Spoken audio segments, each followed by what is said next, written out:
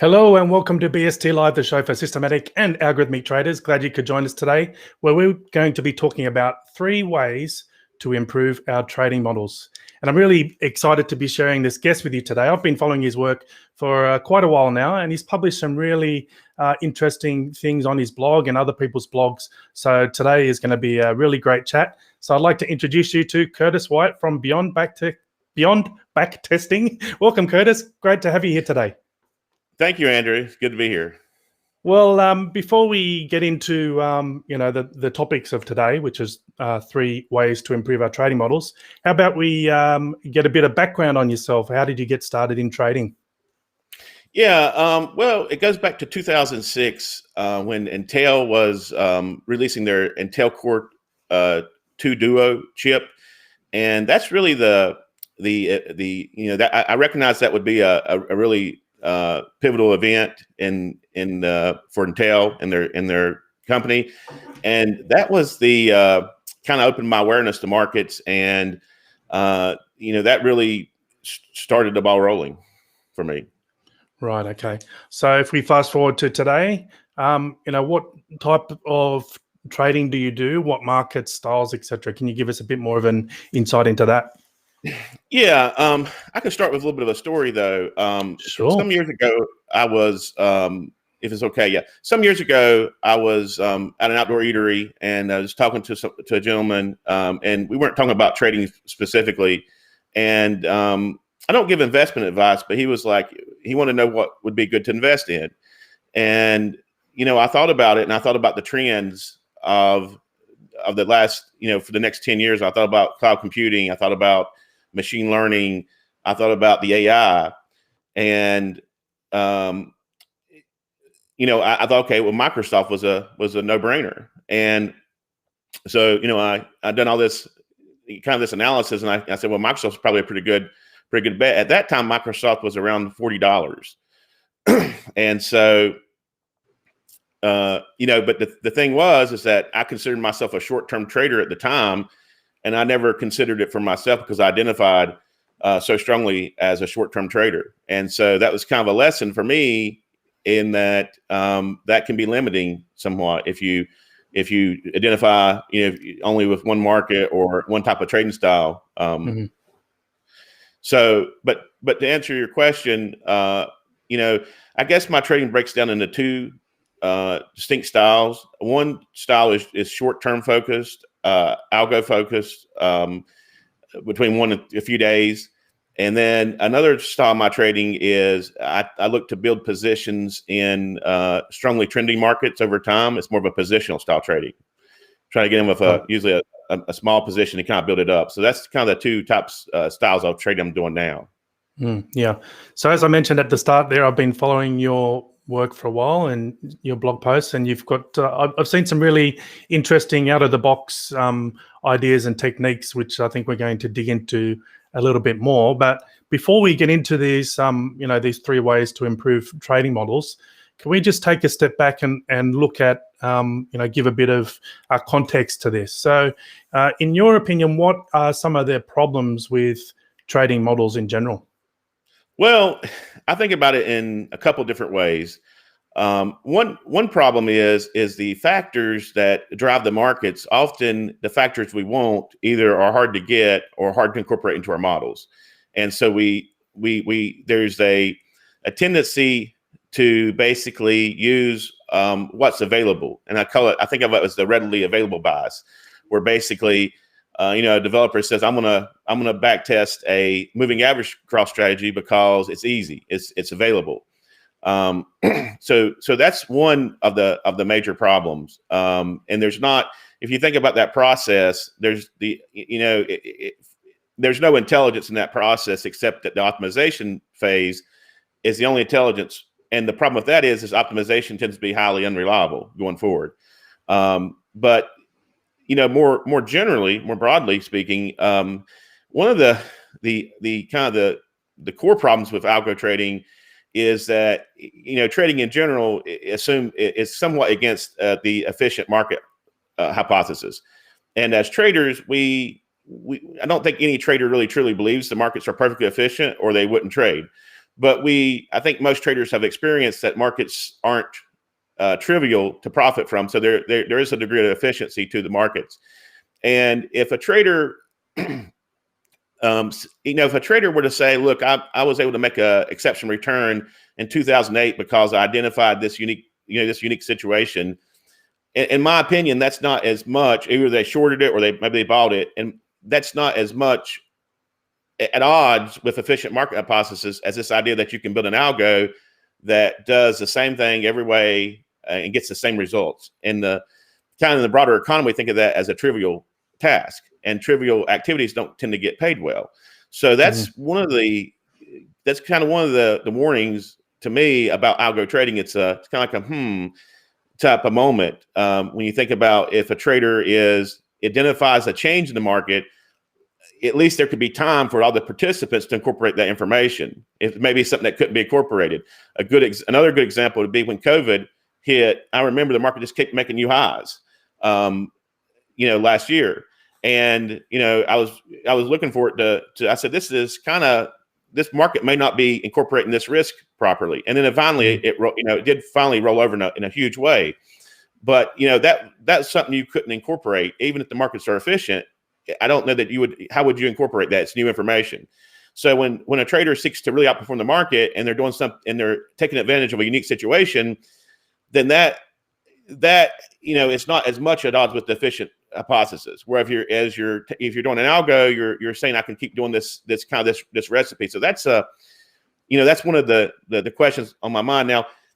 To give hope to us algo traders, one way you could think about it is in terms of programming. Well, programming is a task where we create a program that's trivial that can run over and over again. But certainly programming, and that's my other background, software engineering, is certainly not trivial. It's highly paid. So you could say, well, the algo part's just the end product, and that really the skill part is the creating it. So that's one way to think about it. Yeah.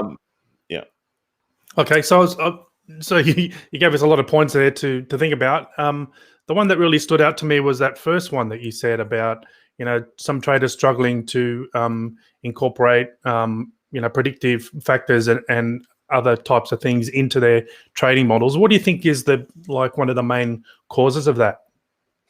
Well, the main problem is really two problems together. One is that the retail trading platforms, which are, let me say, they're very, very useful because efficiency is very important when you're developing. So in that respect, retail trading platforms are essential. But in another respect, it's very difficult in most retail trading platforms to backtest against factors that we think that see them move the market. So or that you could, from basic observation, you might see that news impacts the market. And so from basic observation, you might see that order flow impacts the market. And from basic observation, you might see that all these different things that can impact the market, but are difficult to backtest. You may not have the data for it. Or even if you can get the data, in many cases, the data is available, but it's expensive. There is a Benzinga Pro feed. And then there's also the development work. So the other side of that is the practical aspects. Even if you can get the data and you can afford the data, then there's also the limitations of a single developer unless you're working as a team. There's just a limitation as to what is efficient to do. Yeah. Okay. So, what do you think though that you mentioned there that traders use observation as a basis for coming up with ideas for their trading models. Is that a good approach? Because I think a lot of traders probably use that approach, and a lot of traders, I guess, aren't successful based on the statistics. So is that a good way to do it? Is there a better way or an alternative way to come up with trading ideas? No, I think observation is a very good way to come up with ideas. I think about it as the observation, the discovery process. So there's kind of two ways you can develop. Is one way you can sit down at your trading platform and see what's available, and that's kind of the example I talked about before, where you sit down and your decisions are guided by the limitations of your trading platform.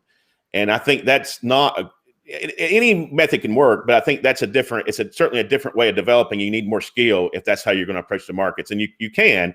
But I think especially for new developers or developers who are more likely to curve fit, I do think the observation is more a better process than sitting down and having your decisions guided by the trading platform. Although eventually they're kind of guided by that anyway. Yeah, right. Constrained.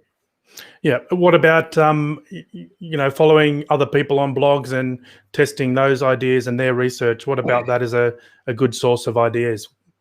Well, one thing I would say is in 2009, I had a top 10 ranked system at Collective 2, and it was called Predictor Day, and I shared it with a very respected and very talented developer. The basic strategy, I improved it later, and he did his analysis. He said, I don't see any edge here, and that was a top 10 system, had very good performance 10 years prior and 10 years forward. So I think you have to do your own research, and you can't really go by what other people say. You don't really know what their criteria are, and you really don't know, you really can't say. The other thing I would say is, you can't go by when someone says a certain type of trading model is too simple or method is too simple.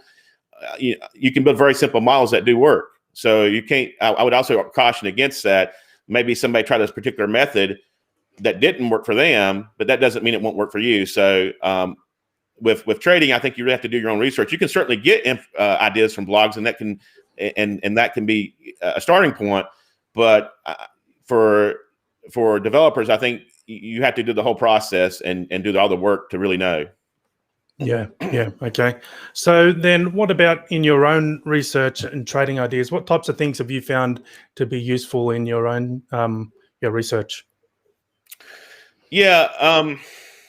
With in my process, I use a mix of processes with in terms of edge discovery. I test things. So I use the whole spectrum of ideas. I'm not sure exactly what you're thinking, but if you want to give me a little more information, insight into what you're thinking of. Well, nothing in particular. I remember when we were talking about previous to this this interview, you mentioned something about fact-based patterns and ground truth. So is that something that we can share today? Yeah, well, that's I think about is the fact-based patterns or observation discovery process. And so one of the questions, is what drives the market, or why does the market move? And it comes down to market participants, really. And so one of the sources of edge, so to speak, or if you think about two different traders, well, let's say this: there's a question of why, what drives the market. And my thesis or theory is that markets are basically the price discovery process is basically driven by what I call market cognition. And market cognition is this idea that there's a kind of an intelligence that drives the markets. And basically we can say that participants who have higher market cognition can do better than those who have less market cognition. And the market cognition is, really dependent on the participants and the price discovery process. One way to think about it would be on a trend day, and this is a really contrived, trivial example, but on a trend day, at the very end of the day, it's everybody knows it was a trend day. It's obvious to everybody, but there's no profit potential. So the sooner you can recognize that, the sooner you can the better you can capitalize on that. I can give some other examples of market cognition. Another example for a trader with market cognition would be, let's say a trader has a large profit and they're coming into the day and there's an upcoming event that's a risk. So there's an uncertainty, and the trader says, "Look, I have a large or unusually large profit, and there's this event coming up that's an uncertainty. It's a risk. Therefore, I'm going to take my profits because I don't think the market is properly factoring in this risk, or it's discounting this risk too much, so to speak." And that's not really something you see in an indicator. It's really a concept. Of course, there's the VIX. You could say, well, that's volatility, but we're saying that the volatility is it's not incorporated into the market. It's kind of like with COVID. When COVID hit, that's a factor that wasn't in the volatility until it was. So market cognition, I think, is a good way to drive trading development process. It's basically this idea: if you have a better idea, you can have a better system. And it's kind of like the idea of garbage in, garbage out, but it isn't an honest idea in the sense that you have to have some insight, some intelligence as to what you're trying to achieve with, so one way to think about it as well is if you take, if you were to take two traders who both have good processes, and equally rigorous testing procedures, and we see different results. I guess the general assumption would be, well, there's maybe that one of the developers has a fault in their process, or maybe it's randomness, but it could just be simply that the trader who has better results is starting with better ideas. So those ideas are already more likely to work before they've even been tested. And if you think about it, there are automated strategy builders today, and I know several developers who are experimenting with those techniques of using auto-generated strategies. And I also do experimentation with auto-generated strategies. And if you think about an auto-generated a generated strategy, if you think about two builders and they use equally rigorous testing protocol or standardized testing protocol, let's imagine they use a 5% statistical confidence, or basically would assume 5 out of 100 systems to pass by random chance. How do you really evaluate those two system builders, the quality of the systems they build? You evaluate it based on how many systems that can pass the test. So if one builder, or if were to pass 50 out of 100 systems, that's much better. But if another builder passed 5 out of 100, you really can't say if those systems have an edge or not, is because you would expect that by randomness. You just don't really know. So how do you make systems pass? It's kind of this idea. And I think one of the ways is you start with better ideas. And that really goes to understanding the market, thinking about the market participants and the factors that drive the market. Yeah. That's a really good point there. So so that was number one in our three ways to improve trading models, right? There's this market cognition and starting with better ideas.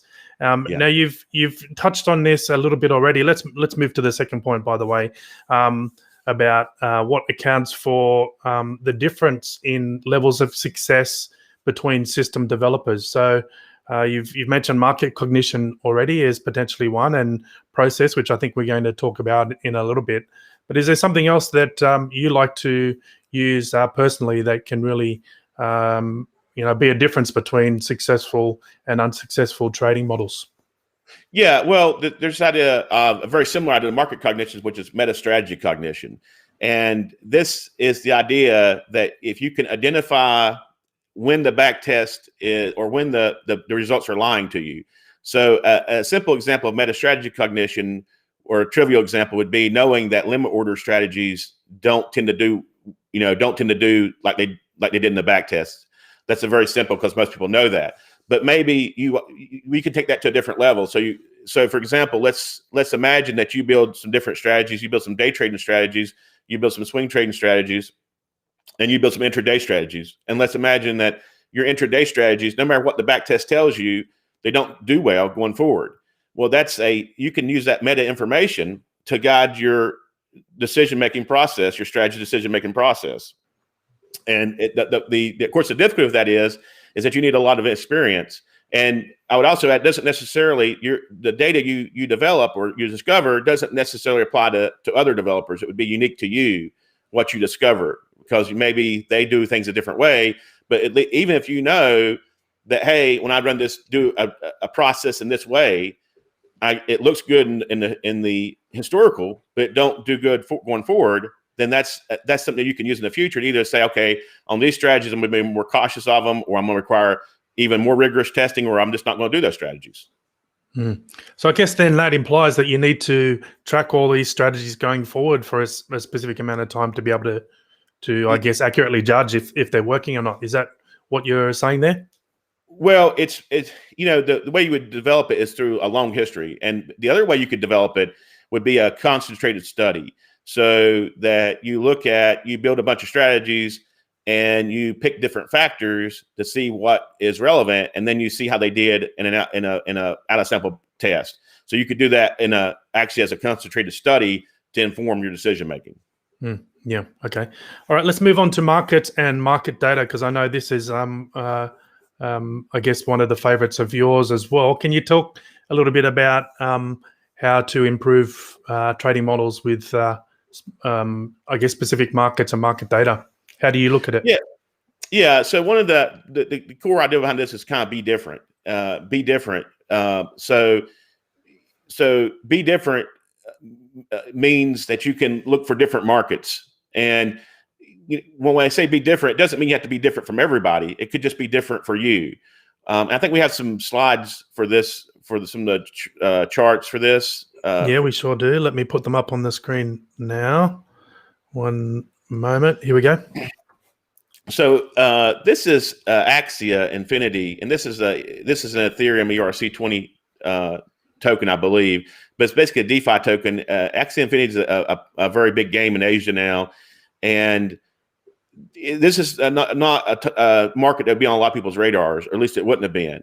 And you can see that we had a 1,625% gain from the inception. And so this is an example of a market that may not have been on somebody's radar, but you can see that there's a big return now, a significant return. Now, when you do DeFi, there's a lot of considerations compared to current markets. So if you think about markets, centralized markets like the CME, you have a centralized order book, and these DeFi markets are actually decentralized, and it's a whole different experience. So there's a lot of risk involved with hacking and tokens, and the trading fees can be, sometimes you can't even execute trades. Like the average fee tends to be around $18 to $30 per side. But sometimes because of Ethereum gas fees, I've seen it's back to 300 where you can't even trade.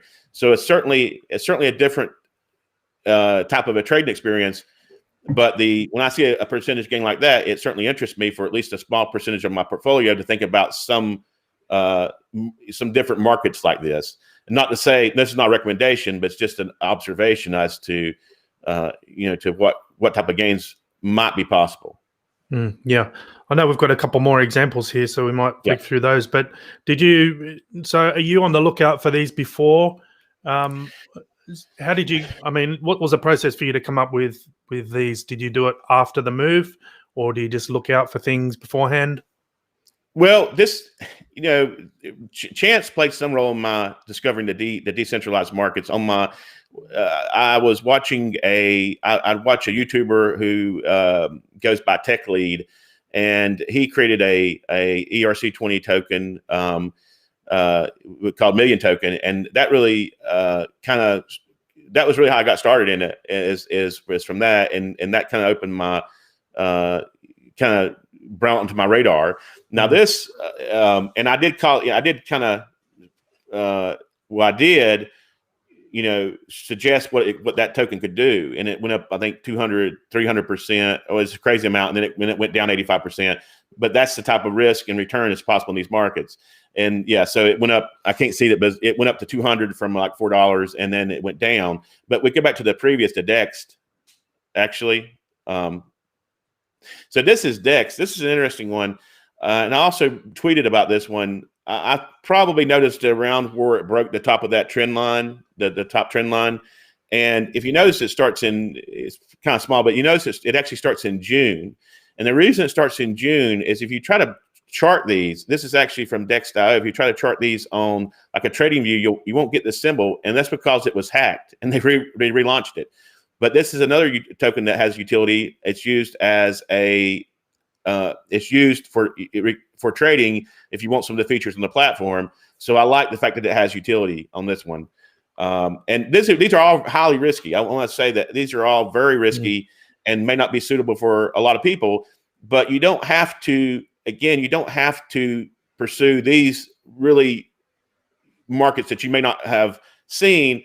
The CME has introduced a lot of e-micros.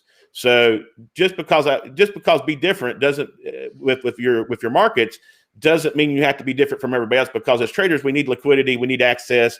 It's almost it's unlikely that you're going to be doing something that nobody has seen. And if you are, it's probably very risky. So with the, you may have avoided certain markets, like the CME has the WTI crude oil contract. It's micro crude oil. They've introduced micro treasuries. They've got 16 plus micros now. So that you don't need to necessarily be different from everybody. But if you're just trading one market, and I know for probably the first 10 years, I just traded ES, just the ES, and the E-mini S&P 500. And if you're doing well with that, to keep doing it. But if you're not, there's other markets you could consider. Yeah. So that's different markets. But what about different data? What opportunities are there? Because as you mentioned, crypto can be risky and it may not be for everybody. But what about different data sets? Right. So the different data could come in all kinds of forms. And for crypto, I will mention that one of the different data sources for crypto, you're trying to find data that can be valuable and that can capture the factors you think are influencing the market. And so orders are one of those factors. And in crypto, there is something in the blockchains. There's something called the mempool, and there are known to be arbitrage bots that scan this pool and basically front run orders. And so but you would never have thought to find that edge if you weren't thinking about the data. If you weren't thinking about how that data, alternative data, if you were just looking at the price, thinking about price, you would have never even thought about a mempool. So there are alternative data sources in DeFi. One of the nice things in DeFi is you can also see traders' positions. You can see how much they hold. You can see the whales. There's a site called duneanalytics.xyz, I think, that allows you to run all kinds of advanced analytics on all kinds of cryptos, the liquidity tokens for liquidity pools, all kinds of stuff there that you don't see in the lit markets or in the centralized markets. But for centralized markets, one of the sources I think about are market internals. And I know TradeStation has just, I think we have a slide on that, on the market internals. So yeah, TradeStation, we have one that shows before that shows all the number. I think it's like 100. I don't know. It's like 40 pages. There's a TradeStation calculated 33 pages of market calculated indices, and these are basically market internals. And it's probably not limited to TradeStation. There's also IQ Feed. I'm sure has many calculated indices as well. So market internals is another source of data, alternative data that you could seek to use. And I think we have some more slides. This is just showing some of the computer statistics. So this is Robinhood, and there was an article I know published some months ago, and that how traders were using Robinhood data feeds in their strategies, looking for mean reversion and rotation. Now those data feeds were actually, I think, pulled, but Robinhood still shows the top, the most popular 100 most popular stocks, and also the percentage change, and that could be interesting to see what stocks are so-called in play, what trends are active in the market. It could be useful in some ways. Now you'd have to create some kind of a scraping mechanism if you wanted, depending on how actively you wanted to do that. And that's the challenge with different data, is sometimes it's very difficult to backtest against. Yep, I think we've got another slide as well, actually. Yeah. So there's all kinds of different data. There's dark pools. A lot of the trade in the equities market now doesn't come through the lit markets. And I know of one software program that does have a dark pool. There's a dark pool index, and there's also, for options data, there's also a gamma index. But options data certainly could drive markets, dark pools, order flow, order book, inventories, maybe in potentially other markets. And now I mentioned other markets too. So some of these data sources may be difficult, or there's always, again, efficiency is very important. So when you're thinking about some of these data sources, it may not be efficient, or it may be too difficult to get these data sources. And news should also be there too, actually. But one source of data would simply be other price data from other markets. Could be another source of data. Yeah. Okay, well, thanks for that. So I guess that we could classify that section as be different, right? We're talking about looking at different markets and different alternative data. Now I'd like to move on to the model creation and validation process itself. And this is something that kind of alerted me to your work, reading some blog posts about different things you were testing, and the process I found quite interesting. So I know that you're quite creative in this area. Can you share some ideas or some insights into how you use creativity in the strategy creation and validation process? Yeah, when we talked about doing this interview, I thought about I thought about kind of thinking about my blog post statistically, and I realized that and several of my blog posts have been syndicated on Jeff Swanson's website, who you've also had on. Yeah. And I looked at him. I said, a lot of my methods are basically where I'm taking, I'm getting creative with existing methods, and I'm using statistical techniques to creatively basically boost the performance of techniques that already existed, either creating unique indicators or creating taking techniques that have been published tend not to work too well after a certain point of time.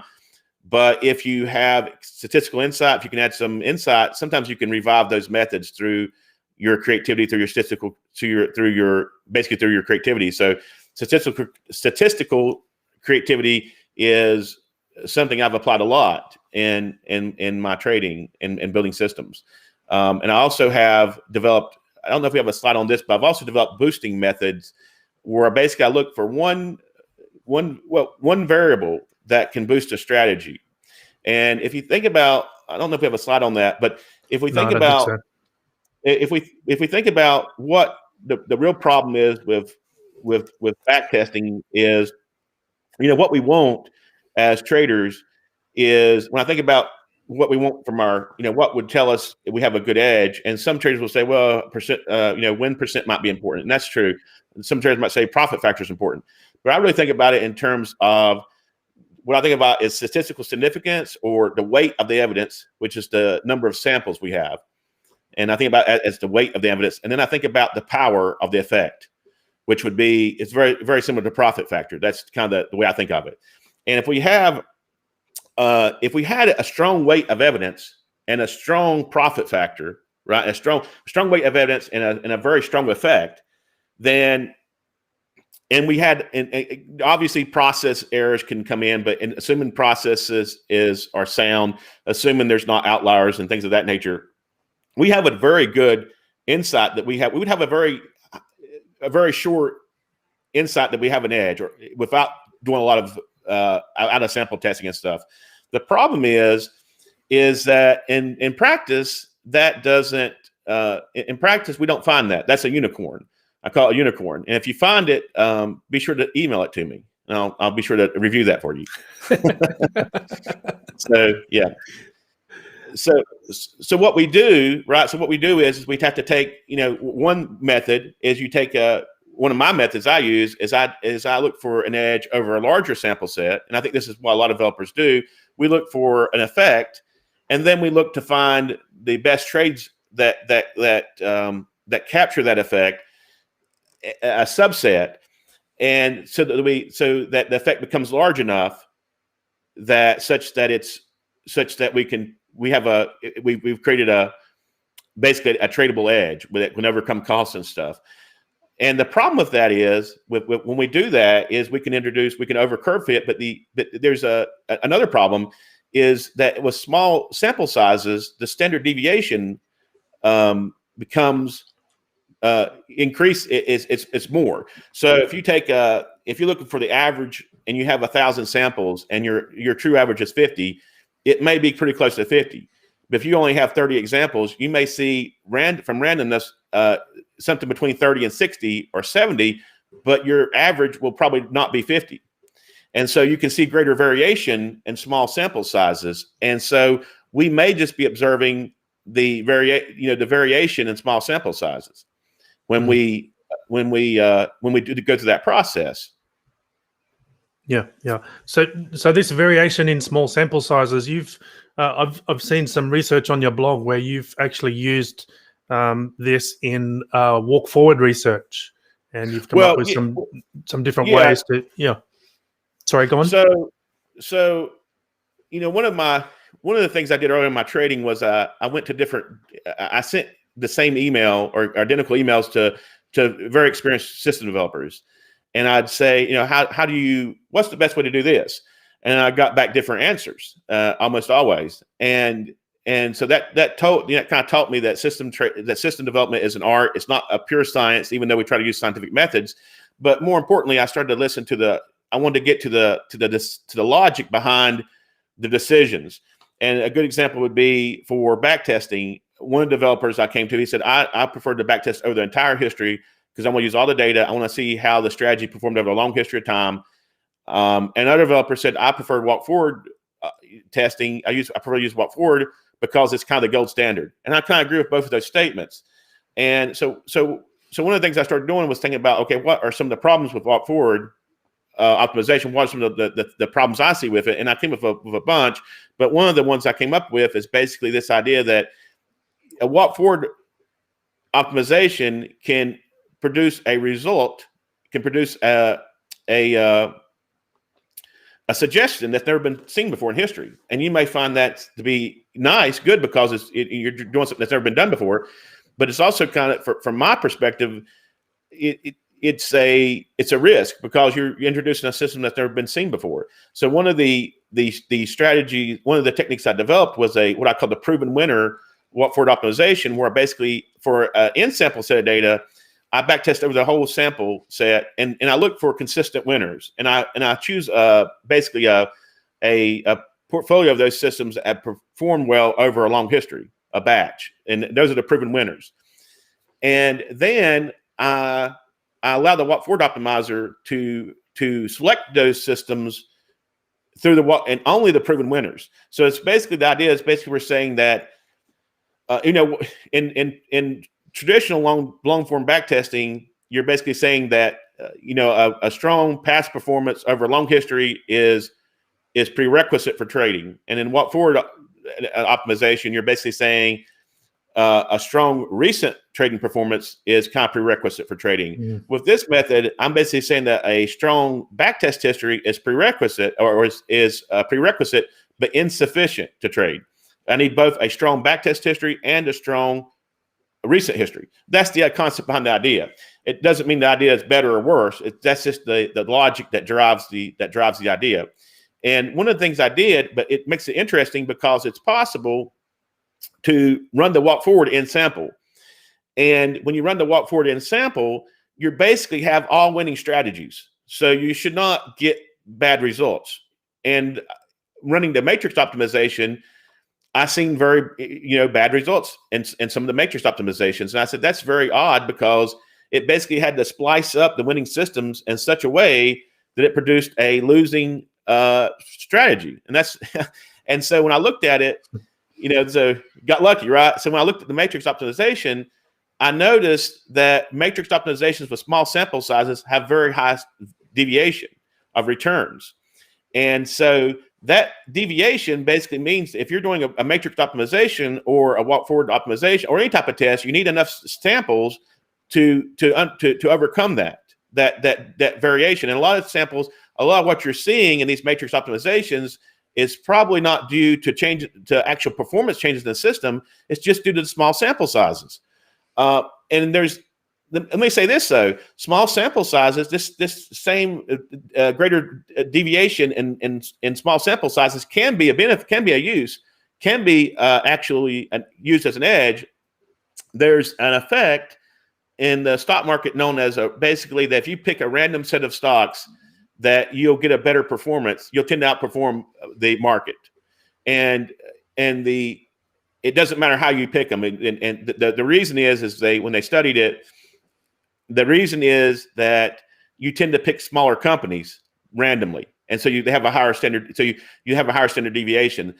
one way to think about it too is that if you were to apply, go back to efficient markets, if you were to apply a trend following strategy across all the markets, and you had your algo trend following strategy, the probability that you create a superior outperformance doesn't seem very high in my mind, because you'd have to have a very superior algo. But if you were to choose a few markets, either say based on factors that you thought would cause those markets to trend, you have a better chance of outperforming the market. And if you chose those markets by random, you also have a better chance of either out or underperforming the market, to say it that way. You can either outperform or underperform, but at least you have that potential. Whereas if you trade everything, I don't know how you would outperform. You're really not going to get a good effect. So, but in general, that standard deviation, that greater variation, is a problem with backtesting. It's generally a problem. But you can also think about it. In some cases, you may want to try to use that in some way, in the sense of too much diversification, too much generalization would make it difficult to get an outperformance. Yeah. Okay. All right. Thanks, Curtis. So I want to move on to one bonus method, but before we wrap up for today. But first of all, let's just do a quick recap to make sure I've got this in my mind. So I think the first technique or way was to start with better ideas and looking at market cognition. The second one was be different, right? So different markets and different data. And then this third area is get creative with your process and your statistical techniques. So yeah, and on the get creative, I would add one more idea, and sure. this comes from I can't name the name of the book, but this idea of using normalized data, and so you can also get creative statistically with your market data and trying to use normalized bars. And it's unfortunate that most backtesting engines prefer time bars and have trouble with some of the other bar types, because they've found, in machine learning at least, that normalized bars that work better. And so if it works better for machine learning, we would think it would work better for us. The one bar type that I have tested against, it's not the that perhaps the ideal bar type, but the case bar type is somewhat stable in multi-charts and TraceStation. Although not ideal, there's still a lot of problems with it. But that is another way you get creative with. You can get creative with your statistical techniques, with your indicators and your data, too. Yep. Okay. Thanks, Curtis. So I just want to ask you before we finish up for today, when we were talking previously, we discussed a little bit about the difference between see risk and seek to avoid risk. Can you talk a little bit more about that one? Right. So this is kind of the bonus method that I thought about, after we had come up with these three methods. And some of my strategies that I've shared on my blog recently are not really strategies. They're really more concepts, and they're really risk-based concepts where I've suggested, where I've given this idea that you could beat the market by just buying Microsoft. So later, after that, I give that example. Later, I did come up with this idea that, hey, just buy Microsoft, you can beat the market. And that was based on the trends, but it was also based on the market. Microsoft has outperformed the market over a very long period of time, since the 1970s. And you look at the returns. And so I said, if you can't beat them, just join them. Just why not buy it? So, but this idea is basically seek risk. And in our trading, especially as algo traders, a lot of times we become so risk averse that it becomes difficult to make a strategy work. And with the e-micros, especially if sometimes that was because you had to use a certain stop loss, but certainly with the micro contracts, you can the potential to look at that in a different way. So you can seek risk.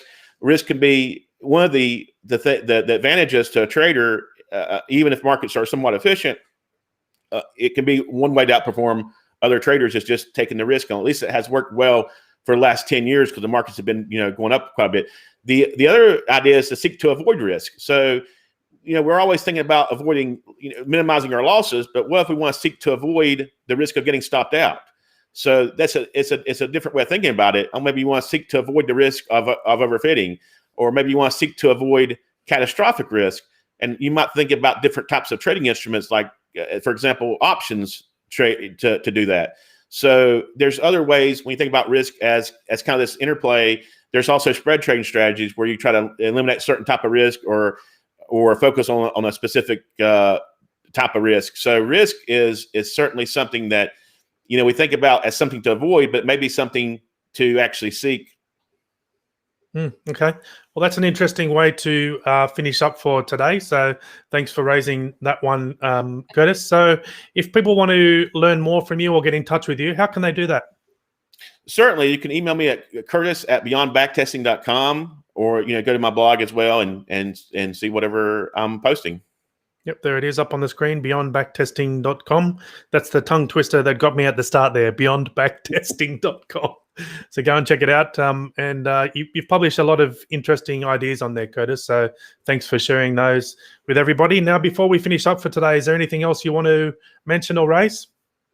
No, not that I can think of at this time. Okay, Thank excellent. you, though. Well, thank you very much for your time today. We really appreciate it. And thank you, everyone, for joining us today. Hopefully you got some great ideas from what Curtis has shared. So thanks again. And I wish you all the best. Cheers, Curtis. Thank you. Thank you. Bye-bye.